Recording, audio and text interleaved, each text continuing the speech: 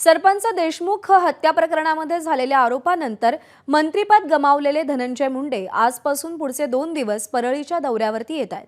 परळीमध्ये धनंजय मुंडे कोणत्याही खासगी कार्यक्रमामध्ये सहभागी होणार नसले तरी कार्यकर्त्यांच्या गाठीभेटी घेणार असल्याचं समजतंय। मंत्रिपद गमावल्यानंतर पहिल्यांदाच ते परळीत येत आहेत।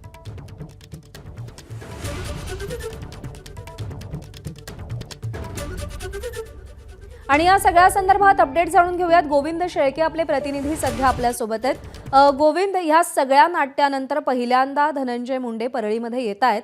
कसा दौरा असेल 2 दिवसांचा, कुणाकुणाच्या गाठीभेटी अपेक्षित आहेत?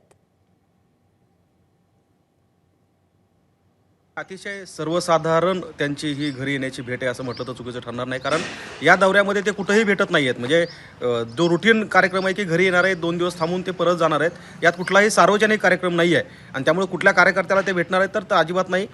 ते त्यांचं रुटीन काम करण्यासाठी येत आहेत। याच दरम्यान त्यांना कौटुंबिक माणसं भेटू शकतात किंवा कार्यकर्ते पण भेटू शकतात, मात्र असा कुठलाही सार्वजनिक कार्यक्रम धनंजय मुंडेंचा नाही। फक्त मंत्रिपद गेल्यानंतर ते पहिल्यांदा परळीत येत आहेत आणि आल्यानंतर त्यांचे रुटीन काम करून ते परत जातील। प्रज्ञा, आणि त्यांच्या या दौऱ्यासंदर्भातले अपडेट गोविंद तुमच्याकडून घेत राहू। तुर्तास धन्यवाद दिलेल्या माहितीसाठी।